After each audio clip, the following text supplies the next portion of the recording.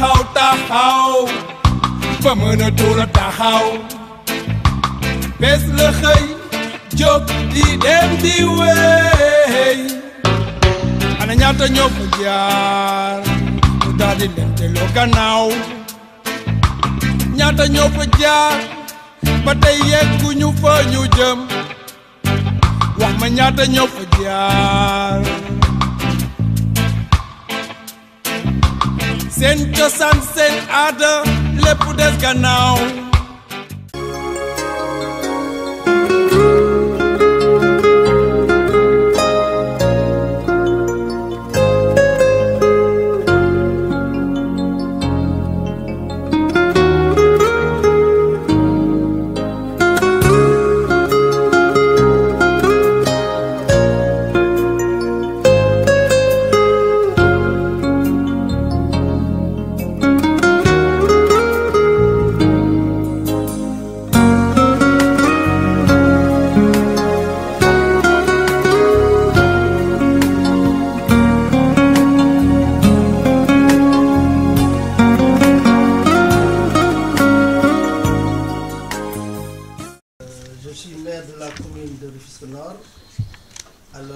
d'une manière générale, la mission d'une mairie, c'est essayer de faire de sorte que les populations aient un bien-être. C'est ça la mission principale d'une institution municipale qui est un cadre légal qui regroupe indirectement l'ensemble des populations. Déjà, il faut qu'on ait la compréhension pour aller de l'avant. Alors, cette mission-là, on ne peut pas la réaliser tant qu'on n'a pas de bons citoyens. Des citoyens détenteurs du droit, mais aussi porteurs de droit, d'une part.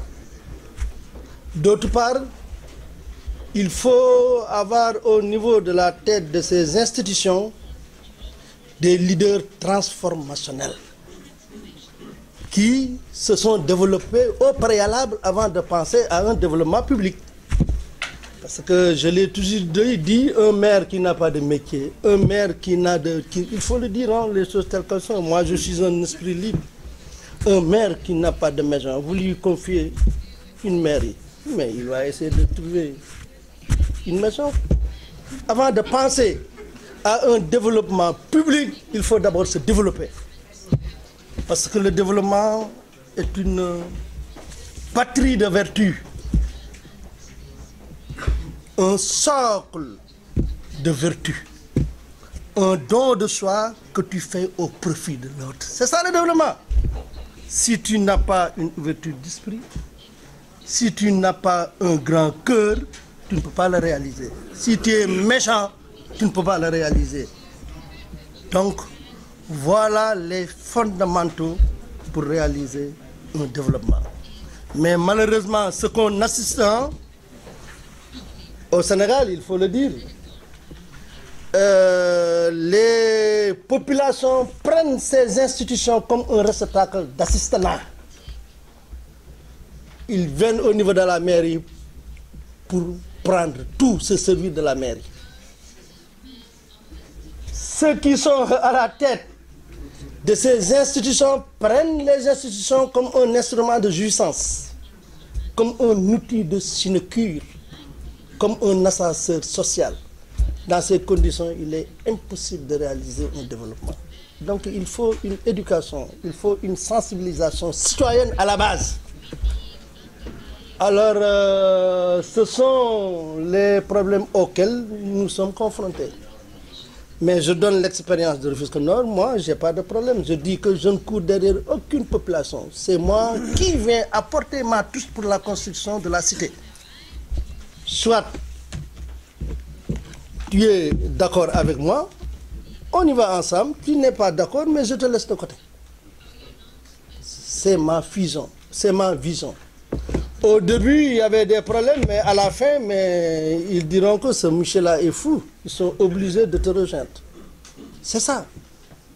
Donc, d'une manière très résumée, voilà les problèmes auxquels on est confronté. Parce que je l'ai dit tantôt, le développement ne se fait pas du dehors, le développement ne se fait pas par procuration, c'est une dynamique endogène. Mais aussi, ce n'est pas de la croissance, encore moins un État. C'est un processus multidimensionnel, multisectoriel, global, total, par lequel on identifie les ressources propres de la collectivité. Après les avoir identifiées, il faut les valoriser. Donc il faut les valoriser.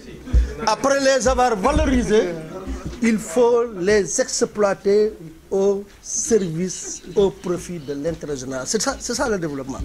C'est la raison pour laquelle on a besoin de vos apports, l'apport de la diaspora.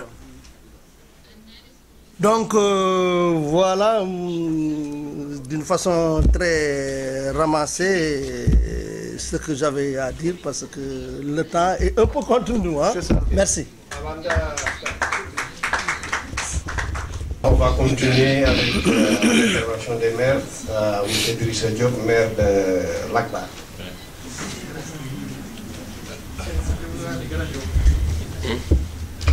Merci beaucoup.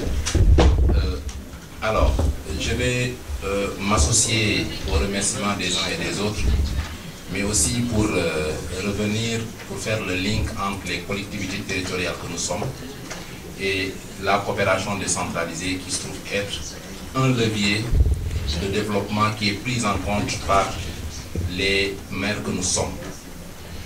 Aujourd'hui, pour toute collectivité territoriale qui pense pouvoir développer une stratégie, je pense, ne doit pas laisser en rade cet aspect coopération, parce que tout simplement, on est une entité juridique reconnue donc de l'État qui dispose d'administrés qui ne sont pas localement disponibles, donc des administrés qui sont de part et d'autre. C'est pourquoi aujourd'hui, quand on doit réfléchir sur l'idée de rechercher donc dans le cadre de la planification de nos collectivités territoriales respectivement, on se veut large le plus possible, parce que on ne peut pas parler aujourd'hui de plan de développement communal sans pour autant donner, en tout cas faire clin d'œil à cette coopération.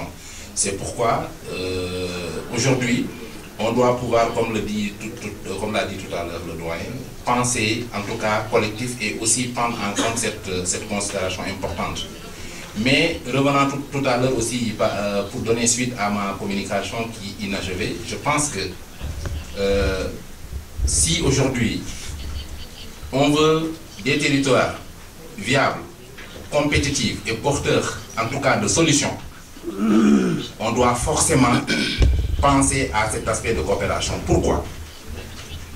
Les différents projets qui sont mis en œuvre au niveau donc des territoires, comme je l'ai tout tantôt dit, c'est des projets dont nous sommes les bénéficiaires.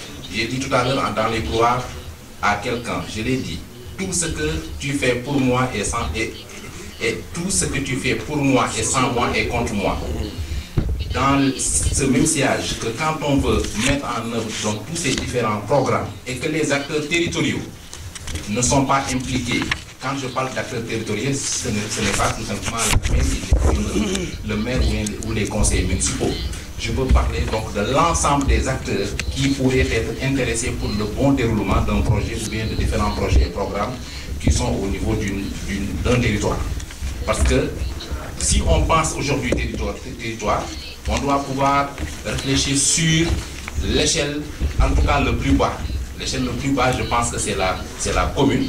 Et que c'est au niveau de cette même commune que se déroulent plein de choses.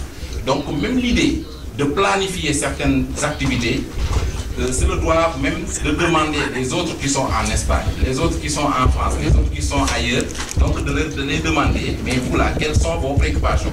Sachant que vous êtes non administrés, mais vivant ailleurs, quelle serait aujourd'hui la touche que vous voudriez en tout cas apporter pour le bien-être des populations que nous sommes?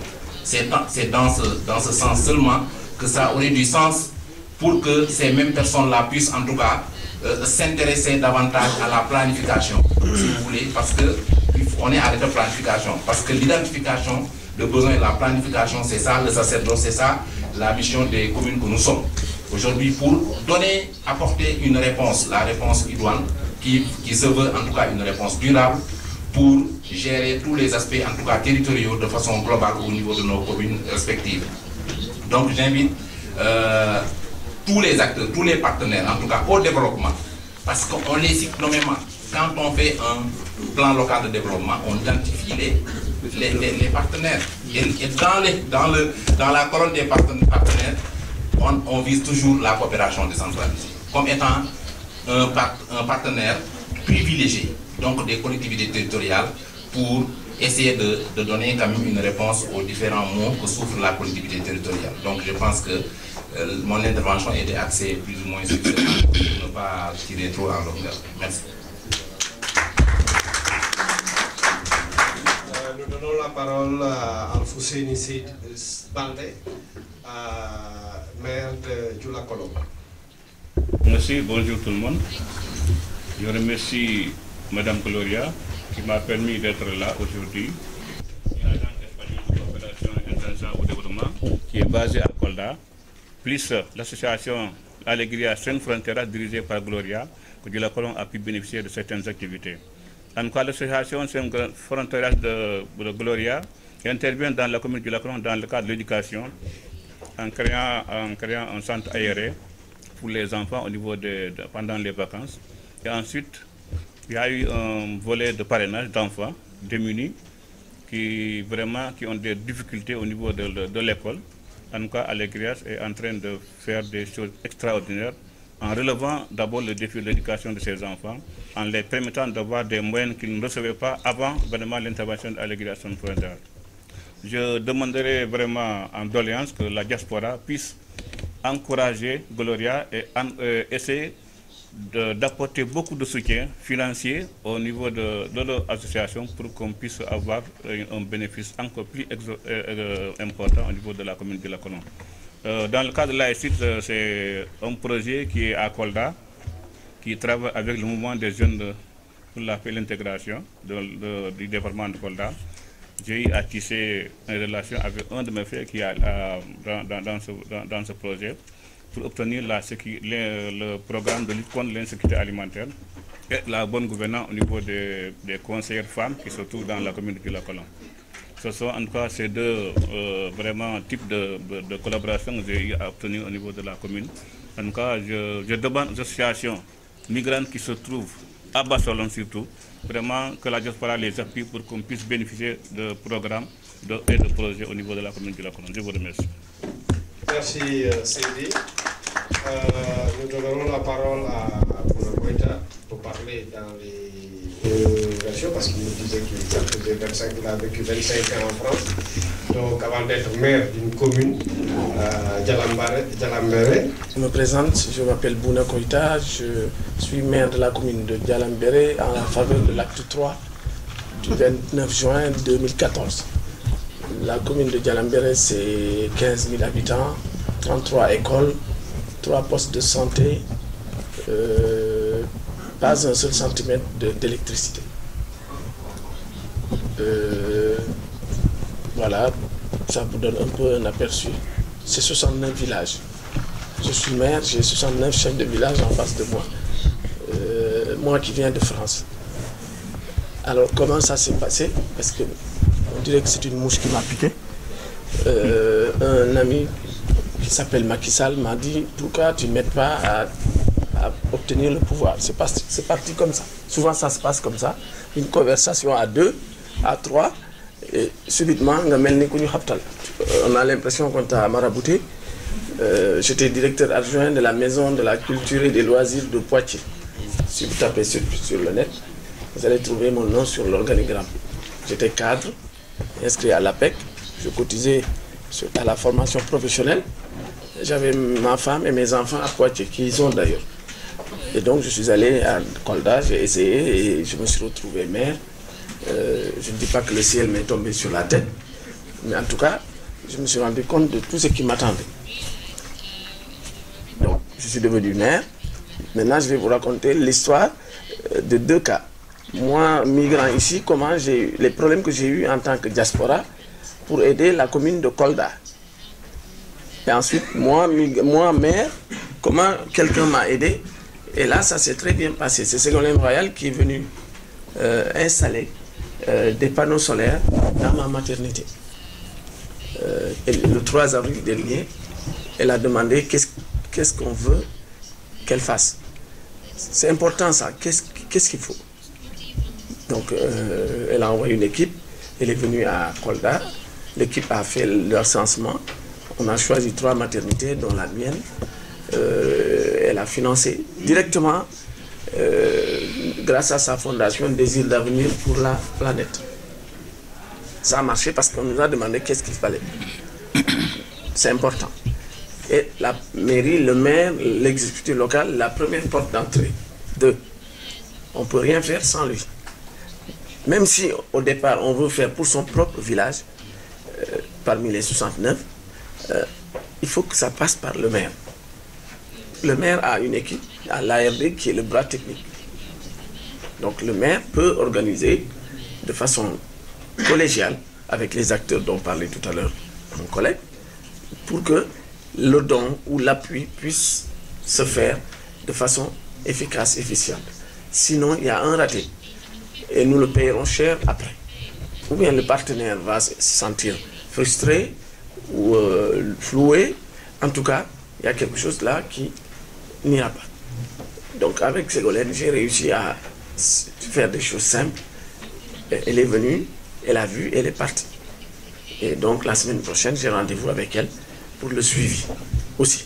Donc c'est important le suivi. Vous venez, vous voyez en amont, on fait des choses, on suit, on se revoit et on avance. Donc ça c'est important.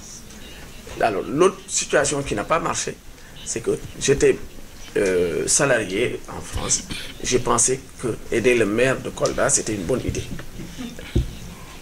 J'ai simplement pensé à leur place. Et je reconnais aujourd'hui avec le temps que ça ne va pas, parce que si vous pensez avec le maire à la place du maire, parfois ça crée des conflits inavoués, des choses cachées qu'on ne vous dit pas, parce qu'il y a le challenge du Dauphinat, il veut ma place, s'il fait tout seul, on va croire que c'est lui, et après moi, le maire, je vais me sentir un peu floué. Le maire, il a cette idée, vous pensez peut-être pas ça, mais en tout cas, on vous prête cette idée, et finalement, ça va capoter. Pourquoi ça n'a pas marché? C'était quoi? J'ai pensé que mon lycée avait besoin d'élèves, des étudiants, les meilleurs, je les avais inscrits en BTS, action commerciale, dans une école. À l'époque, il n'y avait pas Campus France. Donc, on les inscrivait directement avec l'hébergement, tout pris en charge par la structure en France. Donc, je lui ai dit, monsieur le maire, vous devinez qui c'est pour l'école droit, c'était Bekay Diop. Même s'il est là, je le dirai. Et il a bloqué des 2 pieds le projet. Parce que tous les ans, faire venir 2 jeunes pour faire des études en France, tous les ans, au bout de 7 ans, on a 14 jeunes.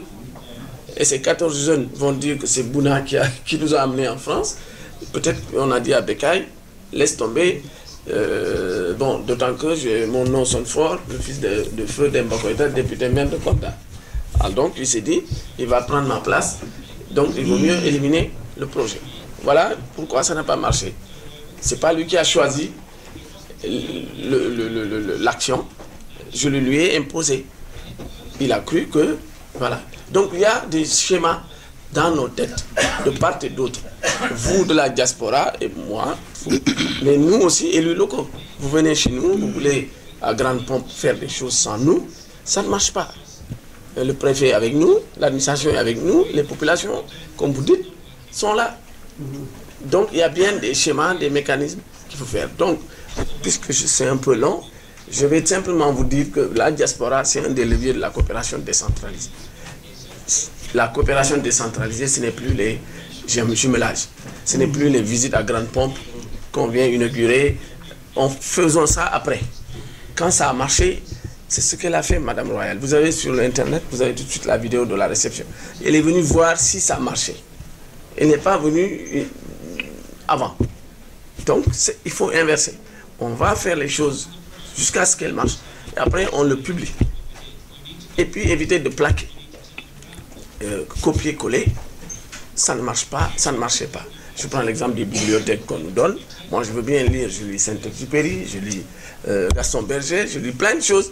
Mais si vous me donnez des livres qui quittent ici, qui vont directement à Kolda, où je n'ai pas de lumière d'abord, mais aidez-moi à avoir de la lumière, ils iront chercher les livres.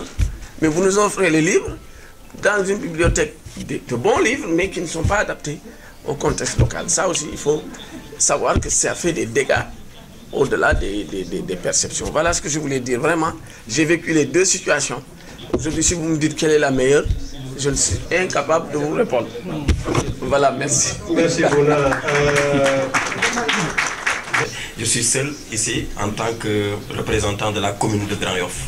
Commune Grand Yoff, une des communes les plus stratégiques de Dakar du point de vue politique comme du point de vue économique. C'est-à-dire que c'est une commune cosmopolite avec une variété culturelle extraordinaire, mais une commune aussi en développement. Aujourd'hui, le Sénégal est en train de changer quand même. Mais il faut que beaucoup de Sénégalais puissent avoir la possibilité de voyager. Parce que le développement, comme on l'enseigne dans les cours d'économie, ce n'est pas quelque chose orienté quantitatif et autres là, mais plutôt qualitatif. Ici, en traversant la route, passage clouté, à 5 mètres, les voitures s'arrêtent. Là-bas, c'est la course-poursuite entre les piétons, n'est-ce pas, les charrettes, n'importe quoi. Ça veut dire que c'est un retard du point de vue des mentalités. Et par moment, quand les Toubabs nous critiquent d'une certaine façon, ça nous vexe. Mais parce que tout simplement, c'est comme si nous refusons le développement. Mais en écoutant aujourd'hui le débat, surtout ces gens-là, ces cadres de la diaspora, je me dis c'est un vivier extraordinaire qui pourrait créer les conditions de raccourci vers le vrai développement parce qu'ils ont une compréhension assez transversale de deux situations, deux environnements complètement différents. Nous aspirons au développement. Mais le développement existe déjà. On n'a pas besoin de réinventer la roue. C'est les bonnes pratiques qui sont là qu'il faut importer de l'autre côté. Pas importer Nutella. Pas importer. Encore, on le dit dans nos pays. Regarde, moi je suis professeur. Bon, vacataire quoi, à l'université Cheikh Anta Diop. J'ai un métier, Et mon métier même m'empêche d'être maire. Parce que je n'ai pas le temps pour faire effectivement de la politique pour être maire. Mais heureusement, au pays, la loi est en train d'évoluer. Du point de vue dialogue national. Dans le sens du suffrage universel, celui qui dirige la liste dans une élection est censé directement être le maire. Ça va régler beaucoup de problèmes au Sénégal. Parce que pexe du xam-xam, n'est-ce pas? Pexe du xam-xam, mën nga am pexe ba jiitu ñëpp. Ok, pour parler au Sénégalais. Parce que c'est philosophique. Attention. Il y a des gens qui vont se débrouiller. Parce qu'ils ont beaucoup plus de temps que les autres qui sont profs à l'université, qui sont médecins, qui sont autres là, et ils vont se débrouiller pour être à la tête des collectivités territoriales. Mais encore là-bas, il y a un problème. Ça veut dire qu'au Sénégal, la loi n'est pas respectée. On dit par exemple que pour être maire ou adjoint, il faut savoir lire et écrire, n'est-ce pas, dans la langue officielle. Beaucoup ne savent pas. Et ils sont maires et ils sont adjoints au maire. Encore, quand on parle de coopération, mais on est censé parler de négo, mais qui a la capacité d'aller négo, ça aussi c'est de la technique, ça nécessite, n'est-ce pas, un minimum de formation, c'est ces choses-là, carrément, qui nous manquent. Et vous l'avez. Ça veut dire qu'il faut vous aussi que vous preniez vos responsabilités en faisant comme monsieur le maire. Ah oui, être maire dans une petite commune de l'intérieur du pays, ça pourrait créer les conditions de raccourcir directement vers le développement. C'est ce que j'avais à dire quoi. Pour moi, l'ARD de Sédhiou, comme toutes les ARD qui sont de la région de Casamance, depuis maintenant 5 ans, ce sont un peu notre guide dans tout ce que nous faisons en matière de coopération, en matière de projet et même en matière de gestion de la migration de façon générale. Donc ça aussi, depuis 2010, je crois, pour la CAS, il est important que tout ce que nous faisons, que ça vient du bas pour commencer à l'analyser. Et les ARD, pour nous, ça a été une grande porte d'entrée, aussi bien ARD de Ziguinchor, Sédhiou, Kolda, ont été une grande porte d'entrée pour tous les projets que Oudjo Dial et la CAS étaient en train de faire. Donc, son intervention est importante. Et pour les autres, demain, on aura le temps de discuter de tout cela. Merci, chers amis, chers compatriotes. Mais ce que je voudrais dire très rapidement, c'est que la coopération décentralisée, c'est souvent très organisé. C'est pas que des dons, c'est pas que voilà, qu'un ami espagnol vienne à Sédhiou pour nous donner par exemple des panneaux solaires. C'est pas cela la coopération décentralisée. La coopération décentralisée est très organisée.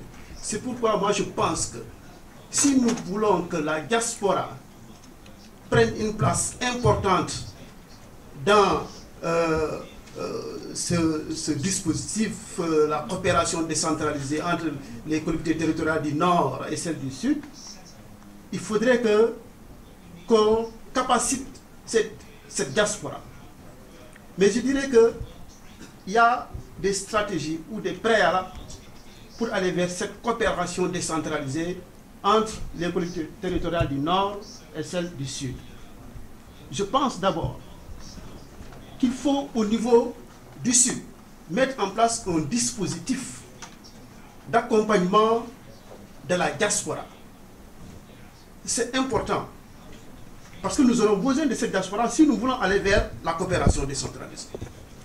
Au niveau de la partie Nord, il faudrait aussi que cette diaspora soit bien organisée. C'est important. Nous avons une diaspora qui est organisée par village, une diaspora organisée par ethnie, une diaspora organisée par confrérie religieuse.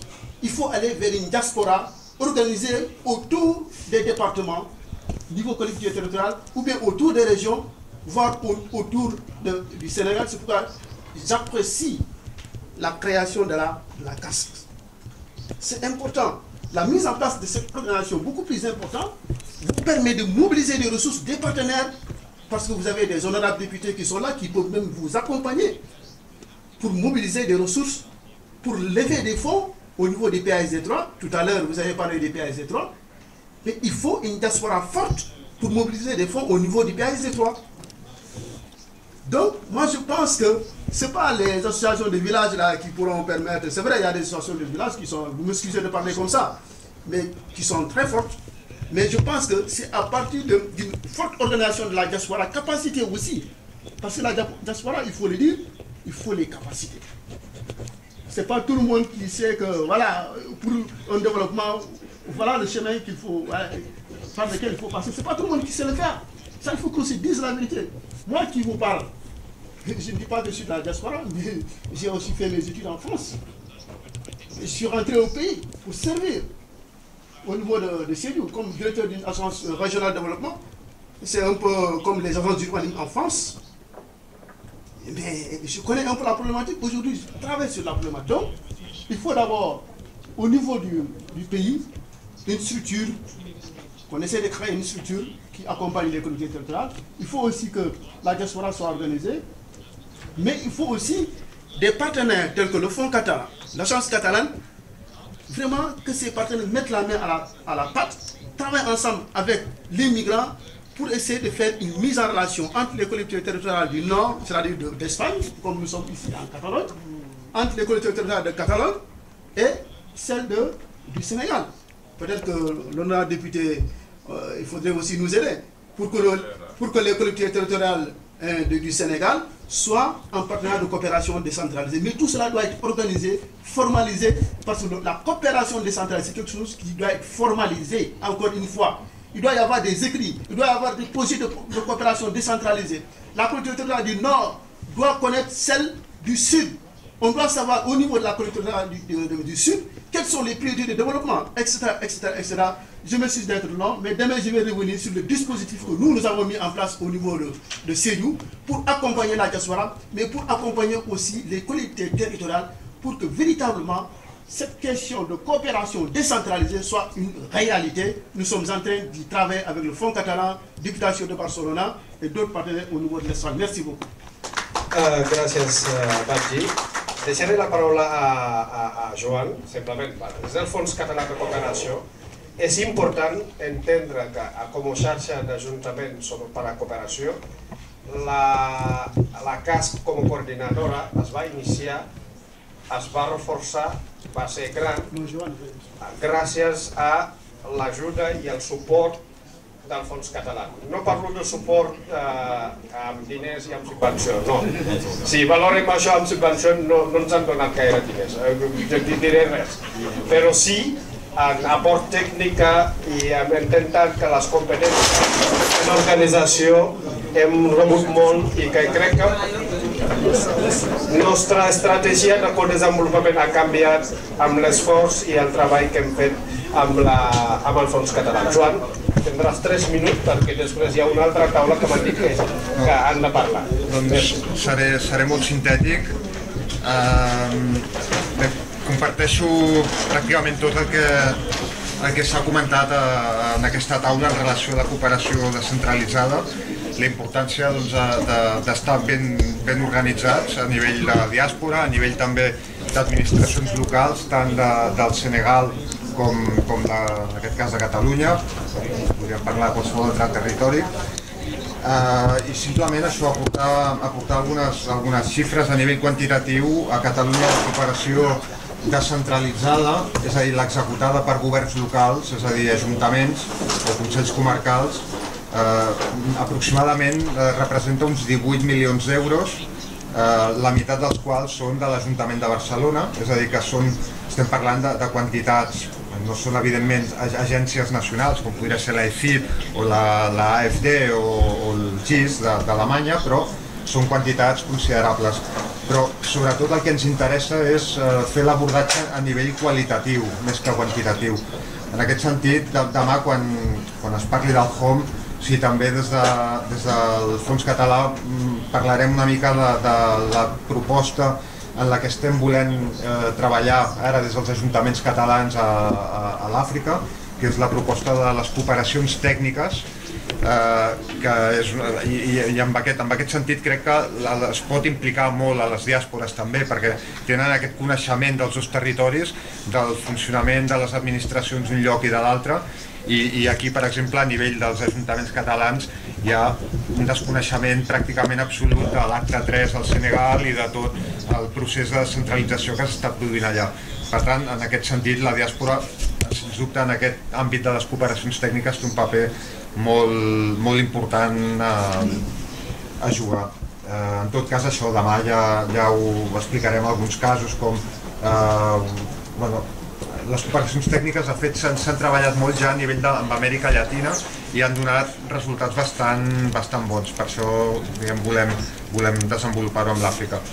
I en aquest sentit, doncs això, demà parlarem d'alguns casos que en aquests moments estem treballant, com el de l'Ajuntament de Santa Coloma de Gramenet amb la comuna de Goltepe, barri de Dakar, o de Granollers, que està en aquests moments fent la prospecció amb l'Ajuntament de Kédougou per també establir un projecte de cooperacions tècniques a través de l'esport i la promoció del balonmano en concret. Doncs, de moment ho deixo aquí i gràcies. Sol·licitaré una indulgència, disculpes, perquè l'altra taula ha de venir i que les preguntes la guardarem per demà. I així també estic segur que demà tornareu al que estan interessats per intercanviar sobre cooperació descentralitzada. Moltes gràcies. Thank you again. We are almost finished for the day, so we are going to have the official closure, just like this morning that we have the official opening. But before we do that, I will call my dearest colleague as the rapporteur in 2 minutes to give like a briefing of the day, so that the other guests can prepare and come in for the closure. Thank you. Pour présenter en même temps les membres du conseil d'administration de ADEPT qui sont là depuis ce matin et qui ont travaillé, comme je disais, les petites mains qui font le boulot derrière. Juste pour vous donner de petites synthèses, on aura un rapport général plus tard, de petites synthèses des sessions de ce matin qui ont été assez riches. Donc, j'ai commencé juste à ma droite, Fatou Mofara, qui s'est présenté déjà, qui est membre du conseil d'administration de ADEPT et dirige une grande organisation basée aux Pays-Bas, IRDA. et travaille beaucoup sur le développement, mais aussi l'humanitaire, avec des projets portés dans son pays d'origine, la Somalie, et surtout sur les enfants et les femmes. Déby, qui va aussi en même temps se présenter quand elle va faire son rapport, qui travaille aussi sur, qui est notre membre qui vit au pays UK à Londres, et qui travaille aussi sur tout ce qui est habillé sur les enfants, et qui dirige aussi une grande organisation et membre du conseil d'administration de ADEPT. Iyachu Tefera, qui est aussi, Déby est d'origine du Nigeria, je crois, et Iyachu d'Éthiopie, mais qui vit en Slovénie, oui, et travaille aussi sur toutes les questions de recherche sur la diaspora avec l'Institut de recherche, l'African Research Institute. Donc, on a pris un petit panel de 3. Alexis, le vice-président, nous rejoindra dans la session de clôture. Nous avons dans la salle aussi d'autres membres du conseil d'administration, tels que Emmanuel Kandem, qui aussi vit à Vienne en même temps qu'Alexis, et qui travaille aussi sur toutes les questions liées à la diversité, en organisant tous les ans un grand festival en Autriche. Kandem, tu peux te lever pour te présenter si tu es dans la salle. Voilà. Emmanuel, qui est aussi sénégalais. Dembourg. Et il y a un autre membre du conseil d'administration. Je crois que... Alexis. Non, Alexis, c'est déjà dit. Donc, Awa et Aïssatou sont des membres. Yera Dembélé, qui est le secrétaire général de l'organisation. Yera, que vous avez eu aussi, qui a fait son intervention tout de suite, et qui connaît déjà Barcelone parce qu'il a représenté ADEPT la dernière réunion où Casque l'a gentiment invité. Donc, je vais laisser les rapporteurs faire leur travail de synthèse avant qu'on passe sur la suite. Les membres du conseil consultatif, Aïssatou, que vous avez vu tout à l'heure, Myriam, qui a brillamment aussi animé une séance, et Awa, qui est aussi, en tout cas, notre référence sur toutes ces questions diasporiques, qui travaille depuis plus d'une trentaine d'années sur ces questions, depuis la création du comité de suivi avec le symposium des Sénégalais de l'extérieur appelé par le président Abdoulaye Wade en 2000, où elle était elle-même membre du Haut Conseil des Sénégalais de l'extérieur, et qui est actuellement un des conseillers stratégiques de ADEPT. Donc, merci à tous, en tout cas ces ressources qui nous entourent. Je suis une présidente, mais qui n'est pas esselée, donc parce que j'ai une équipe de qualité à côté sur qui je peux compter. Merci beaucoup.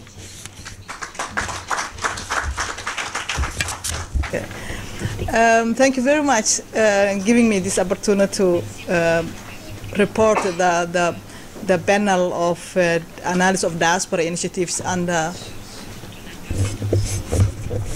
you don't hear it? Okay, as Ms. Khadi said, and I already told my name, Fatuma Farah from the Netherlands, and I was reporting actually the session of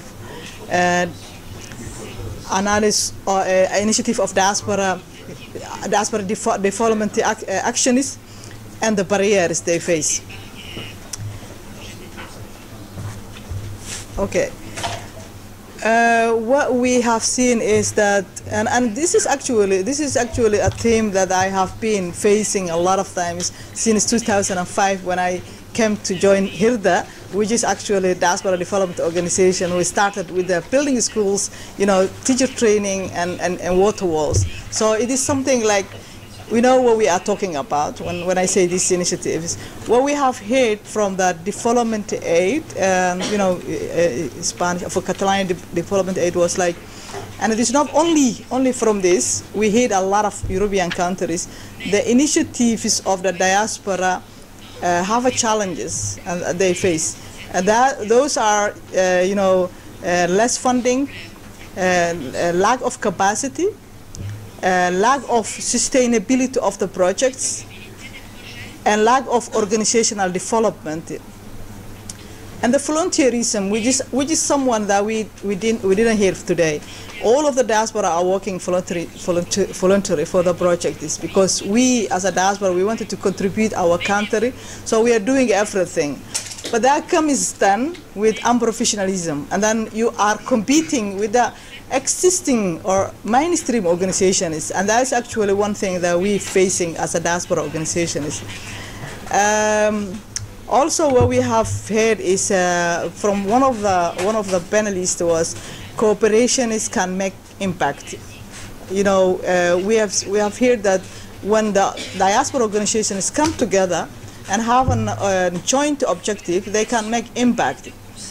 And not only cooperation with themselves, but also cooperation with existing NGOs, with the local government, with the local NGOs is very, very important. And that's what we hear also from here. That is something that we need to do. For example, the platform as Adapti is something that we can use as a diaspora organizations in Europe for the capacity building, for cooperation with the project, for visibility. So one of the projects that we heard here in Spain is a cooperation that they are doing, and they are making impact. So something that we heard from that panel is also like this. We also heard that the needs assessment or engagement, early engagement of beneficiaries is also something very, very important for us. Because what we have seen is like, we've seen that some of the projects started without engagement of the beneficiary, and then the result is like you are going to build a school, maybe you are building a church, which is actually not the things that the people need. So needs assessment is very, very important. It's not like what we do is like we go to our countries to visit, and then we see something and we assume that this is something the people need. But that is not the way that development project works. So we hear that we need needs assessment and early engagement of the beneficiary. What else? We also heard that policy engagement is also very, very important. And that is actually what we need to also lobby. You know, if you need, what we hear is like, if you are not the menu, if you are not where the menu is made, you will be the menu. So we would be in the table of making the policy. So working with the local government within our countries, and also governments that we are staying, is very, very important, that we should have to be engaged by the policy development. For example, where I'm from the Netherlands, we have been invited policy development for the country strategy. When they are making country strategy of Somalia, we are invited to have a contribution to the country strategy. And from there, you can put the things that you wanted to put as a diaspora organization. So what we say is like engagement of the diaspora for policy development and country strategy development is very, very important, but diaspora should have to take that step and also have a relation with the government. What I have also? Now, capacity building is very, very important for organizational development, and project management is very, very important. One of the things that we heard is project management is not something that everybody knows. And you know, Yaju has said 99% of the Spanish people, they don't know how to manage projects. That's true. But also we are not also able to manage the projects. So we need to learn how to manage the project, because it's not easy. It's not easy as we think.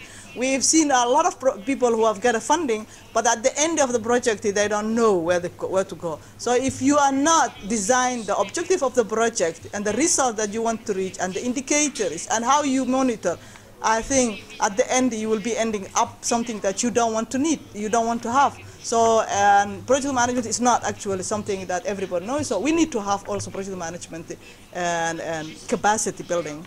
So that's actually what I heard from that session. I'm giving to Debbie.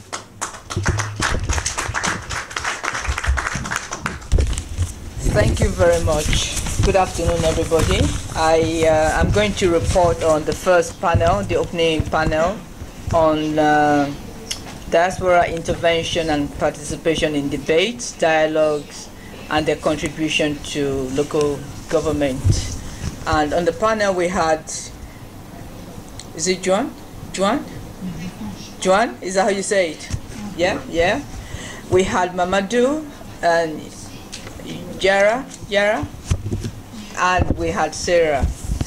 And so I'm just going to try and summarize what is said. I mean, one of the key issues that I think they touched on is how the debate around migration and development in Europe has been done in such a way that it's like fake news. And somebody mentioned the term fake news. I can't remember who said it.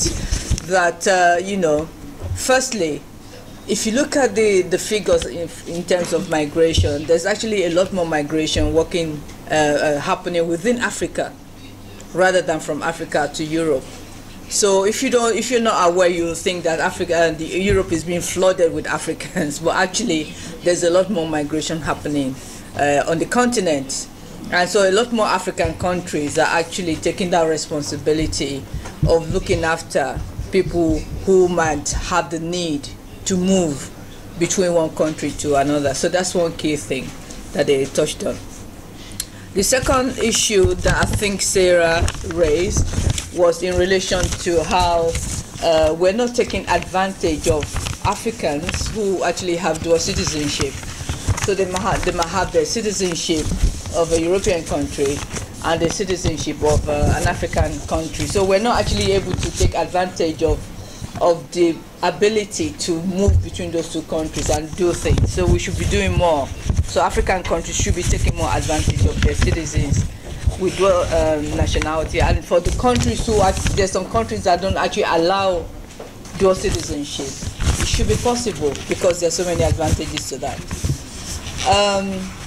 SEPEN, sorry, pardon me if I'm not saying the words correctly. I think it's SEPEN.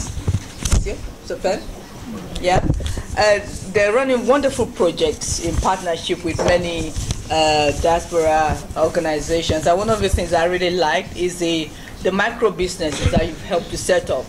I think in Senegal, where many returnees, people who have returned, have been able to set up projects. So I guess the point really is that it is possible for people who want to return to do so with the right help and support.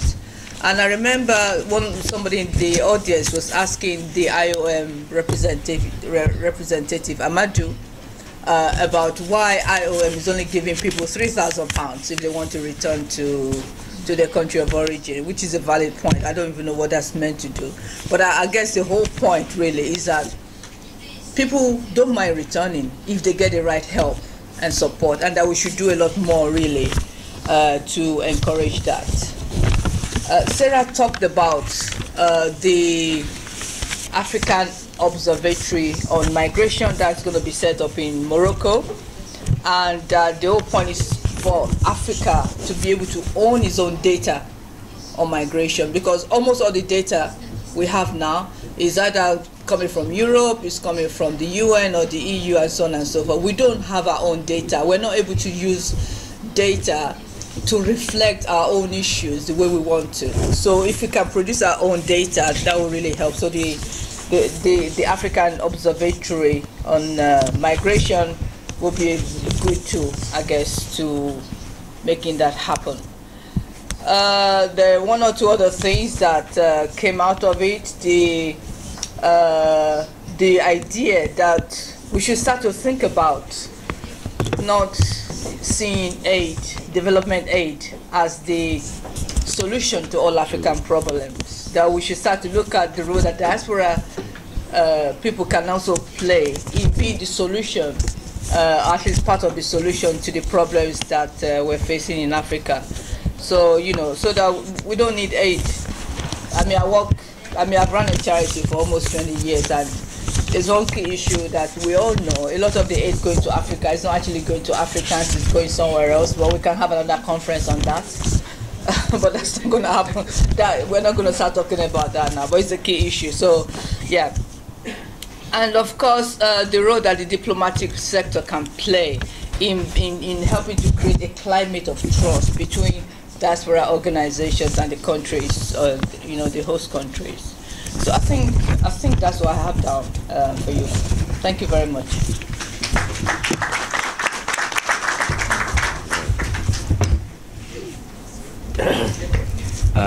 Thank you very much. Again, my name is Eacho Tafara. I'm an Ethiopian origin. I live in Slovenia. For the past 15, 20 years, I lead the Institute for African Studies. Otherwise, now I will discuss within the framework of discussion, but also allow me, I cannot be somebody else. I'm also myself. So I will add my own, I think, but anything I say is only us. It's only me and me alone. Yeah. I don't represent that one. So thank you. It has been discussed, the diaspora dialogue, and I see it sometime like from the conceptualization about migration in Africa, sometimes we suffer as an object rather than as a subject. And all of us, we, instead of dealing with the subject, with the problem, we make a pretext that the thing is complicated and I don't know what here. No. So the stakeholders, I believe, has been seen from different perspectives. I had the privilege to listen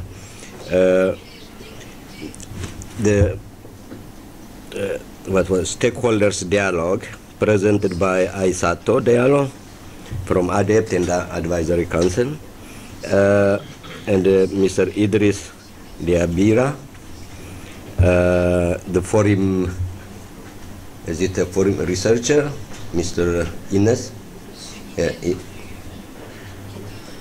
over there. And it was moderated by by the IOM representative, Mr. Mamadou, and some guys were also added the issue. So if I make out of my own ignorance misquote or readdress or whatever, it's only my mistake. But the way I took it is that according to the first panelist who is doing the research on the diaspora, and as I admit also that there is a need for more of capacity building, whether handling, managing projects, which is true, I believe. But migrants, I thought migrants are not an island, whereby everybody goes there and dig out about someone else and then you make it a graph and then you report this and that. But do it with the migrants themselves, I think. So this is one. The second one is, yes, migrants have a lot of initiatives, a lot of ambition, but walking the talk, as you know, is sometimes need a piece of training and capacity building. And thanks God there are, as has been said, more than 20, I think, even in the Senegalese organization, these platforms who can offer training. So it's good to work hand in hand. Most of the time, as you know, there is a unity problem. So regardless of the ethnicity and the countries, I think that unity needs what the research says, that it needs capacity building. And to work together has been addressed. Then has been said barriers. Barriers from the researcher's perspective was, you know, they say bureaucracy and things like that. Yeah. Imagine a professor of some of you who are on your own right, lecturing in the University of Senegal or Addis Ababa or South Africa. If you make, for some reason, a political asylum, someone will take you to integrate you, you know. You can rerun an institution, but the barriers, I think, at the beginning, how to use without wasting knowledge. That one, I think, a barrier, the bureaucratic nature of the system, because to make business, you need to have a permanent residence or, if I don't know, citizenship in some countries and things like that. So that kind of barriers, I think, makes things difficult. then the diaspora-led organizations who have not been seen as a tool and as a comparative advantage in addressing issues have not been used very well. To address complicated issues on a certain country, I think it's good to work with the diaspora-led organization, with the diaspora. You know, we live in the world when a man defines about the problem of a woman and then the woman is there. But no, the woman can't do that. So the same is true if the migrants are, I think, included in doing either research or monitoring or other things. It could be more productive.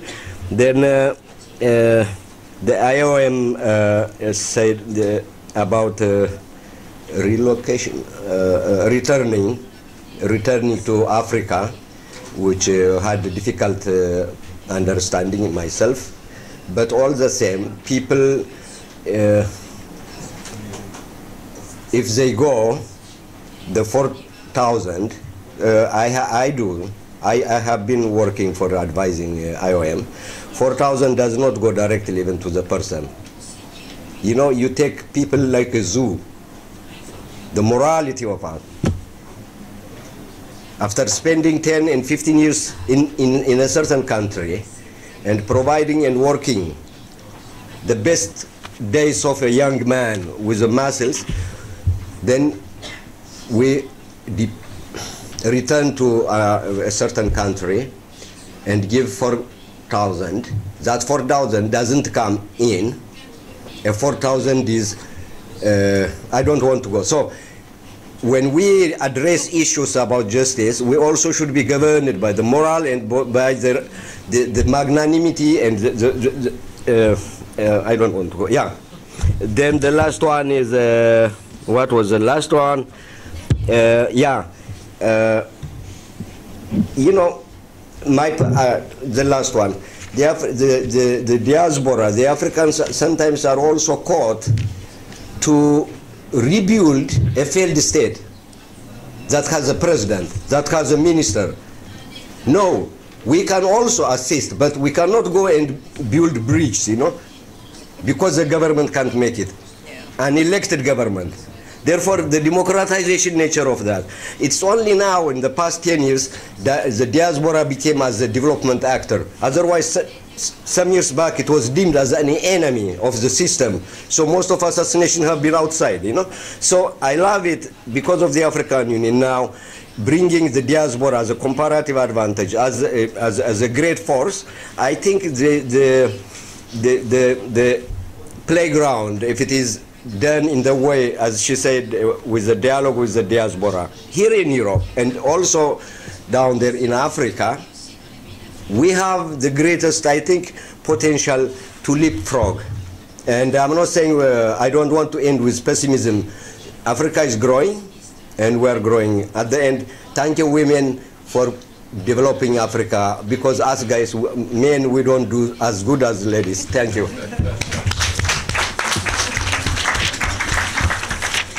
Merci beaucoup aux membres du conseil d'administration de ADEPT. Comme vous voyez, la diversité de tous ces pays, les pays d'Europe où sont installés nos diasporas, nos membres, mais qui viennent aussi de toutes les régions d'Afrique. Donc ça, je pense que c'est une richesse extraordinaire qui fait que chez ADEPT, c'est vrai que c'est une école, mais aussi quand même le vivre ensemble, le mieux vivre ensemble, j'allais dire, est quelque chose quand même d'une donnée fondamentale. Je pense que la modération, ce sera plutôt le mot final Louisa, qui va préparer la table ronde de clôture. Et il ne nous reste qu'à remercier nos membres ici et les rapporteurs qui ont pu nous livrer en tout cas ces quelques éléments en attendant que vous ayez le rapport général de la journée. Fatou, merci beaucoup. Dewi, thank you sister. Thank you sister. Et commandante, Yachu. Merci beaucoup.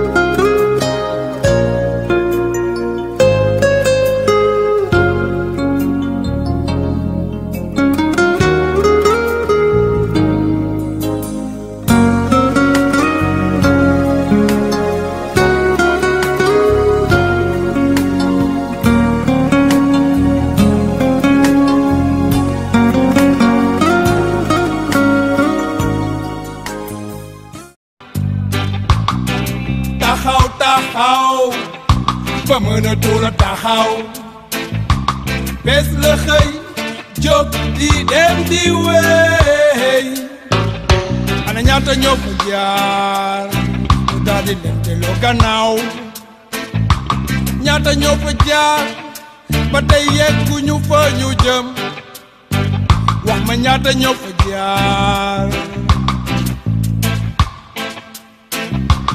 seen cosaan seen aada lépp des gannaaw